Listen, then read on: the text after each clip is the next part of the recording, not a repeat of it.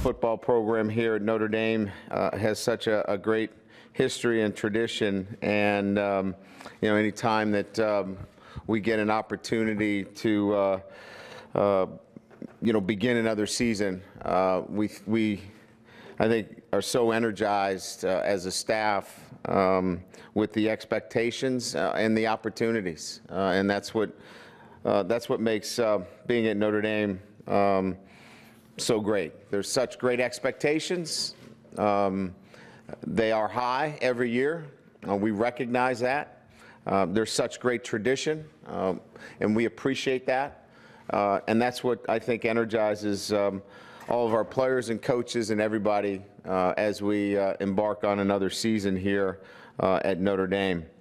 I'll begin with just an overview of our off-season. And as you know, we began that off-season with a bit of a change from what had been a traditional, June, where, most teams were focusing on their camps. We also got an opportunity this year to spend a little bit of time with our players. And I think that proved to be very beneficial. And I think I was, at the time, hopeful that that would be the case if we were able to continue to train in the manner that we had trained in the past. In other words, that we wouldn't cut short our training in lieu of having workouts in June with our team. And after talking to Paul Longo, our strength coach, and his staff, they had a great July and felt like they were able to accomplish all of the strength and conditioning goals that we had accomplished in the past, and even more so. So the combination of being able to work with our players in June, coupled with the strength and conditioning that is always part of your off season, we believe that this was the best off season that we've had since we've been here at Notre Dame. So we look to carry that momentum into our reporting day on Sunday, and we hope to see the benefits as we go into our first week of acclimatization, where we've really now laid down our offense and defensive structure a couple of times, and we hope to see that really show itself in the first week of camp. So I want to kind of begin with that, because I really think that we're going to be able to see some great gains in our first week. You only get that one practice, so you want that practice to really count. And I think the work we did in June, coupled with the strength and conditioning gains that we believe that we saw with our football team, is going to benefit us as we go into that first week as we prepare for our opener against Rice. During that time also, you're also looking to build leadership within the ranks. That has been an ongoing process that will continue to work itself into our team as we go through. I don't look to name any captains right away, but we are seeing players emerge in leadership roles. And a lot of those guys have experience, and a lot of those guys are our best players, and that's always the best form of leadership within your ranks. We had guys that have made great gains in the summer, not only in strength and weight training, but from coming back from injury as well. I know that a lot has been asked about Jarrett Grace. We think that he's in a great position now, where he's going to be close now to being ready when the season starts. We think he's in a position now where he's running, and it's going to be, for us, a wait and see process. But he is so much closer than we ever thought he could be, as we go into the month of August. And I know that he's been somebody that a lot of people, we're certainly excited about him. I know that it's out there. I think it leaked out there about Mike Hireman. Mike had another hernia setback, so he's had surgery. So Mike will be lost for about another month before he's ready to go.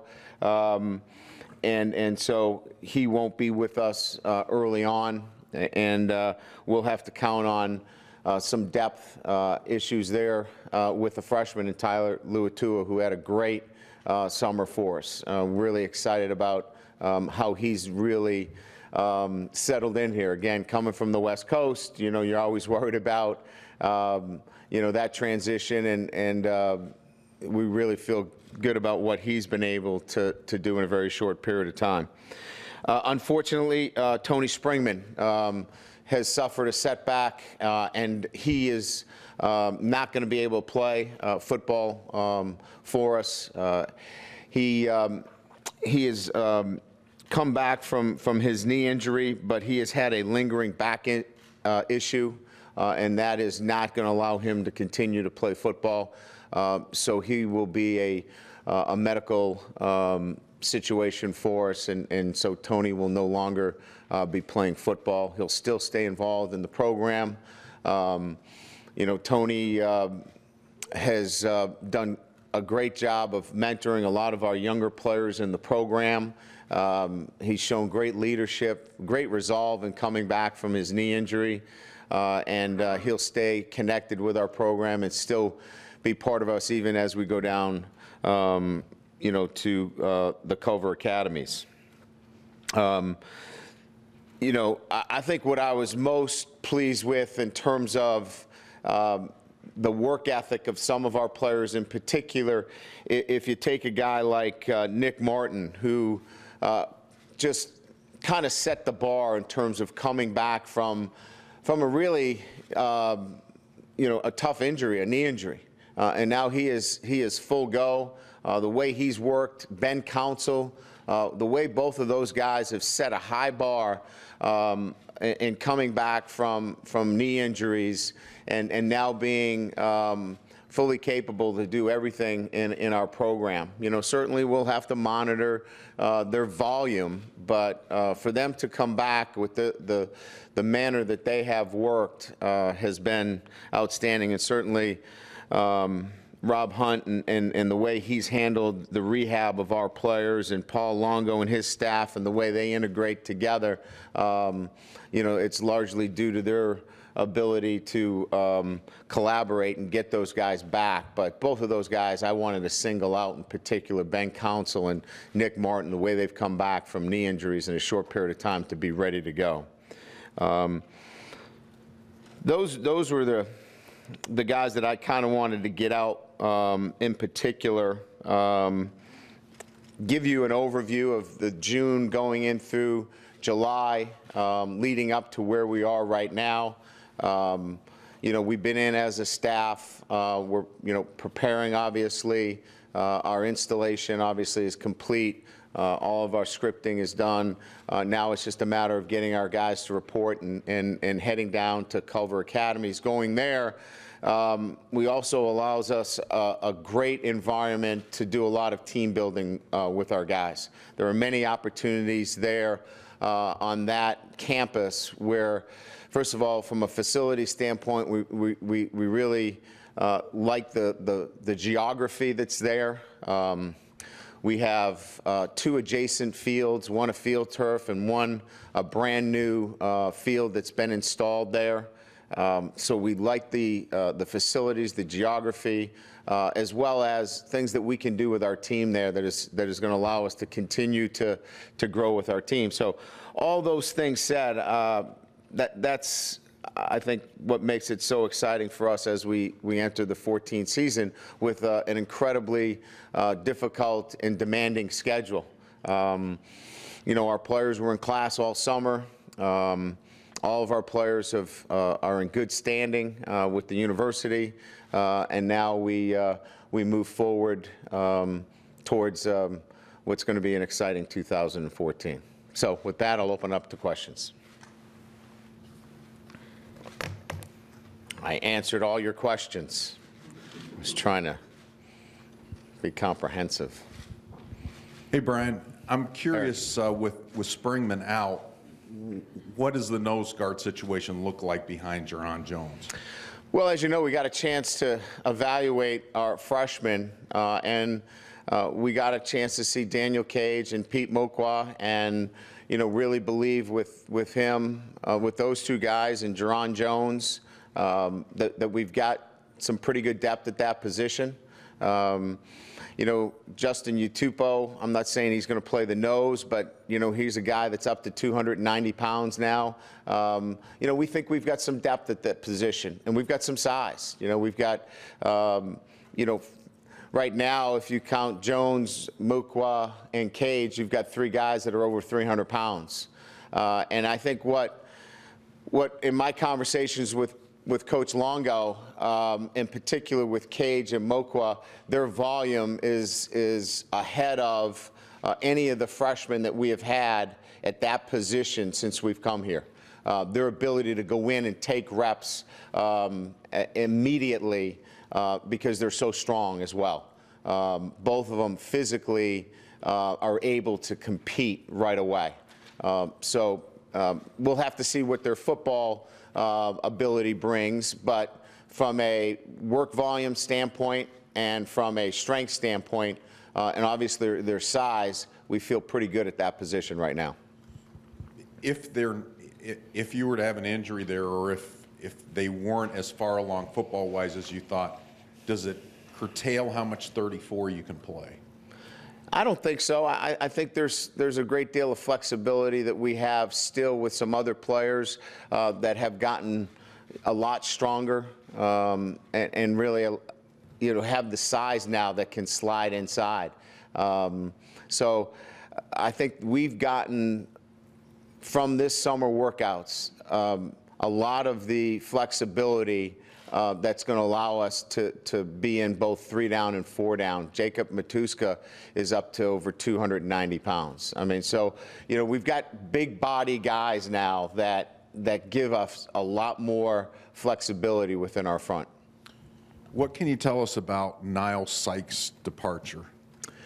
All I can tell you particularly is that, when we're talking about players in our program, it's got to be the right fit, and it just wasn't the right fit, and he's now in a situation where he feels like it's a great fit for him, and we wish him the best.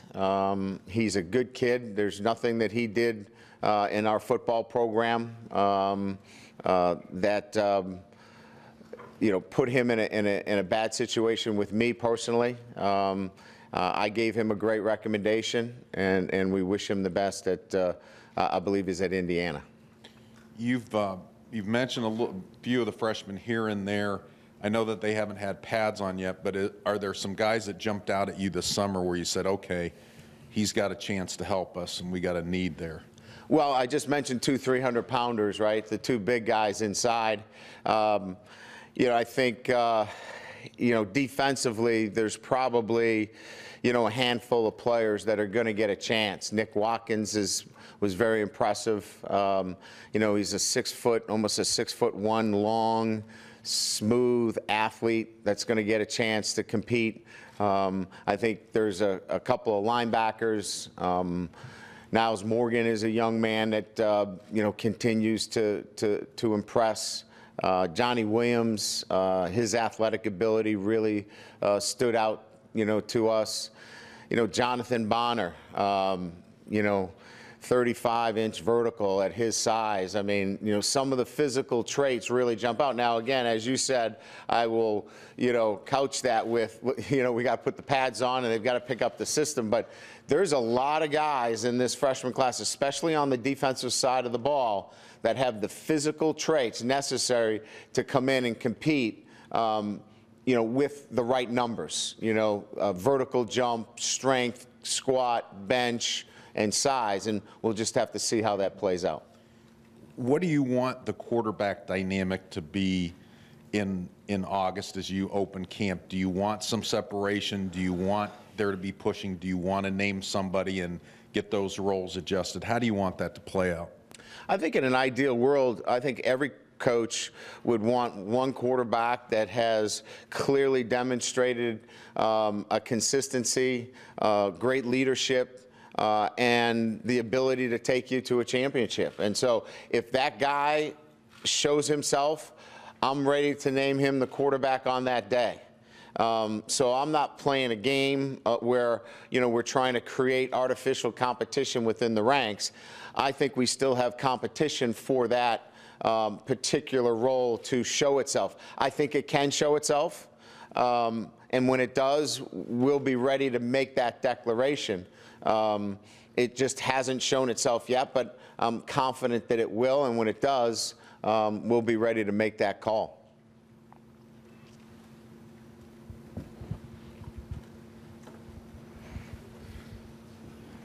Brian, curious of the summer workouts. You said they went well. Does that change the way that you approach August camp at all versus the way you've done it for the past 2 decades or so now? Well, we've handled the practice structure in terms of the way we are practicing very similar, but we're ready to move quickly and get into a higher level of competition with ones and ones and twos if we need to. So we are starting as if we had no OTA, and we'll see where that takes us. We're prepared to really accelerate the process, but we're going through a similar installation period as if we did not have the June, and I'm okay with that because I think what we're going to see is better retention. I think we're going to see better practices. I think we're going to be more crisp. I think we're going to be ahead of where we were in the past. I think in past off seasons you've talked about self-scouting yourself and coaching and the way you approach things. Mm-hmm. Have you done that this summer and made any kind of changes or ideas you want to change up? Oh, yeah, certainly have looked at a lot of things in special teams. We've looked at, I think we've done more self-scouting and analysis in special teams and on the offensive side of the ball than I have done in a number of years. So we're pretty cognizant of all of the things necessary for us to be balanced, for us to improve in the areas that we need the improvement in. We know where we are. We know who we were last year, and we know what we want to be better at moving into 2014. What were you able to see from DeVaris Daniels this summer, and how close to being caught up is he after missing the spring? Well, he's definitely physically a stronger football player. He's put on strength and muscle. I saw a more mature Daniels and the way he handles him. I saw some leadership from him, leading the group. I think with Daniels, it's what I probably have said from day one. We want to see that every day, and we're seeing some really, really good signs of that. Now it's a matter of taking that to a championship level means doing it every single day. So I think we saw some really good signs. We want to be able to see that every day. And a little bit off topic, Johnny Lujak had surgery earlier this week. Have you gotten a chance to know him much in your time here? I have. I've gotten a chance to spend some time with him, and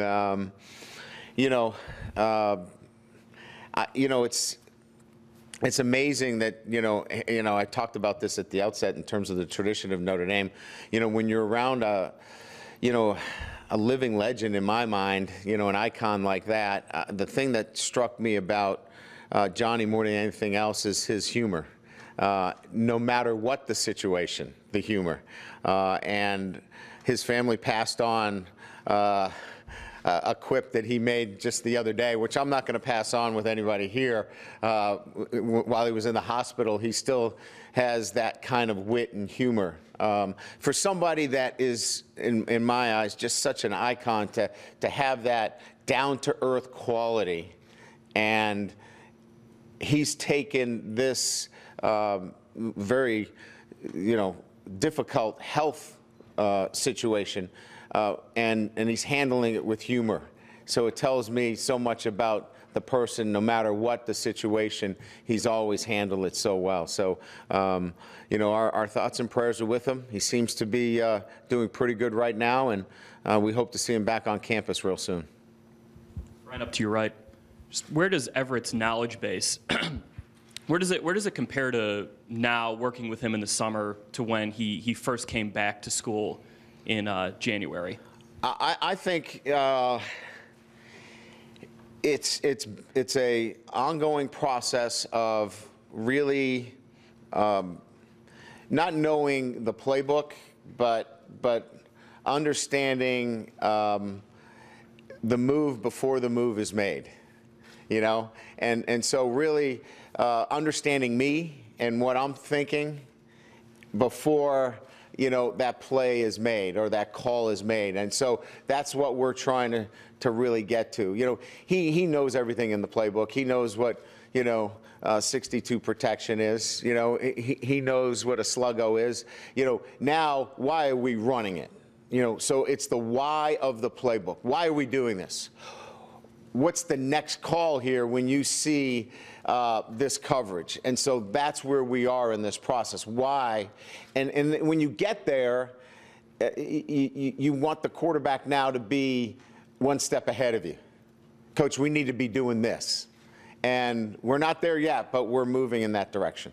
Kind of an early question on the Sam linebacker, just the strong side outside. Okay. Is Ben a guy who could possibly slide over there? I know he's been a weak side guy most of his career. Is he a guy you might view in that role?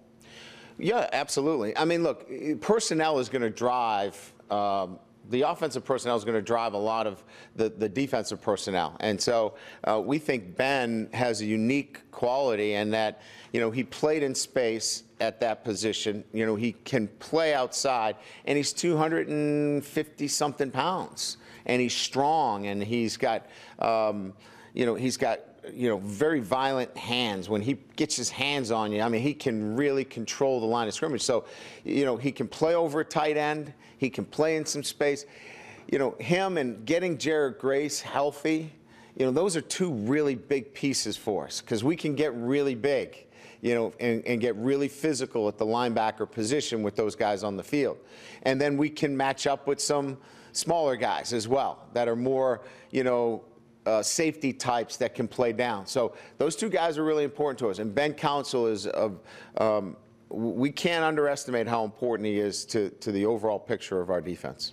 And just last one, Kavari Russell, do you feel he's ready to take on this role, maybe playing a little more man coverage, being a little more aggressive as a cornerback, and taking those kind of chances?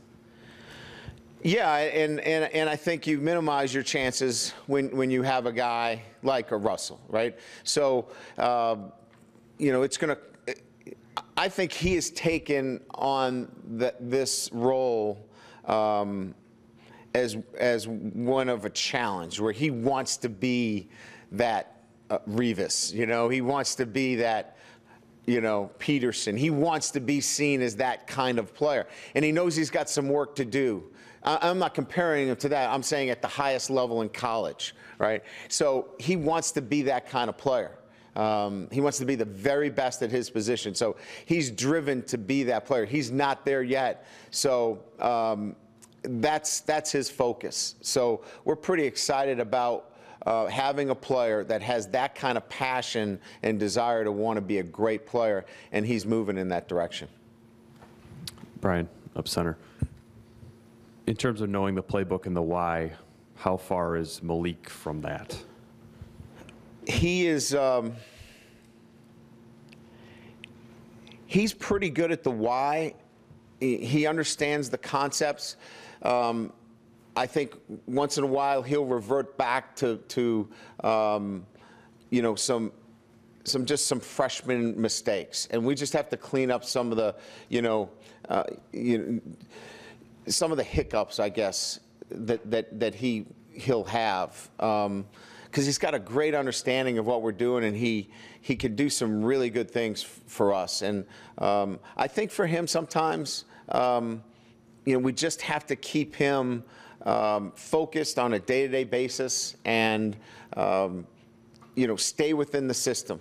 I really like his progression. He's been great this summer.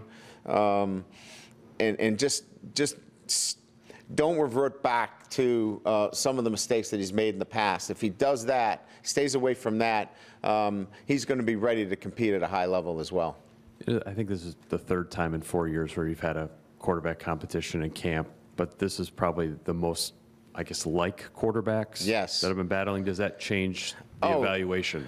Well, I'll give you how it changes. I'm scripting offense for the first time in really since I've been here. So scripting plays, for example, where this is the first time that we don't have to have two scripts for two quarterbacks.